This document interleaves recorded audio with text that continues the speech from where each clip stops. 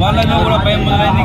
కాబట్టి మేము నగర కాంగ్రెస్ పార్టీ, జిల్లా కాంగ్రెస్ పార్టీ తరఫున మేము ఏదైతే నిన్న రాహుల్ గాంధీ మరి మిగతా ఎంపీలను అక్రమంగా అరెస్ట్ చేశారో దానికి నిరసనగా ఈరోజు ప్రధానమంత్రి మోదీ దిష్టి బొమ్మను తగలబెట్టడం జరిగింది. అలాగే ఓటర్ లిస్టును కూడా అది మొత్తం దొంగతనంగా ఉన్న ఓటర్ లిస్టును కూడా మేము తగలబెట్టడం జరిగింది. దీనికి నిరసనగా మేము దేశవ్యాప్తంగా కాంగ్రెస్ పార్టీ ఆందోళన చేపట్టింది. దాంట్లో భాగంగా ఈరోజు నగరంలో కూడా చేపట్టడం జరిగింది.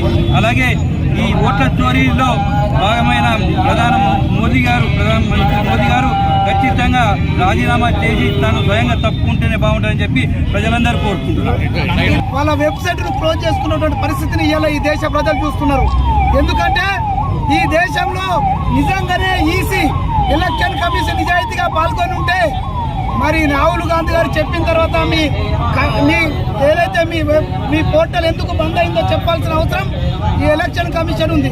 ఇంకో విధంగా ఒక పక్క రాహుల్ గాంధీ గారు ఎలక్షన్ కమిషన్ మీద ఆరోపణలు చేస్తే గుమ్మడికాయ దొంగలంటే భుజాలు ఉంచుకున్నట్టు ఈ రోజు దేశంలో బీజేపీ నాయకులు ఎక్కడికక్కడ అంగిల్ చింపుకొని మాట్లాడుతున్న విధానాన్ని కాంగ్రెస్ పార్టీ ఎండగడుతుంది. ఖచ్చితంగా ఈ దేశంలో అనైతికంగా అధికారంలోకి వచ్చినటువంటి నరేంద్ర మోడీ గారి యొక్క ప్రభుత్వాన్ని వెంటనే బర్తరఫ్ చేయాలా, నరేంద్ర మోడీ గారు నైతికంగా రాజీనామా చేయాల్సిన అవసరం ఉందని సందర్భంగా తెలియజేస్తున్నాం. ప్రజలారా ఒక్కసారి ఆలోచించండి. 10 సంవత్సరాలుగా రాహుల్ గాంధీ గారు చెప్తున్నటువంటి వాస్తవాలు ఈ రోజు వెలుగులోకి వచ్చాయి.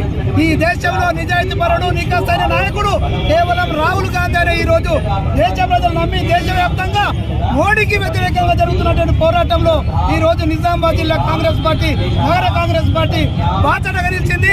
రేపు రాహుల్ గాంధీ గారు చేసే ఏ పోరాటానికన్నా మరింత ఉత్సాహంతో పాల్గొంటామని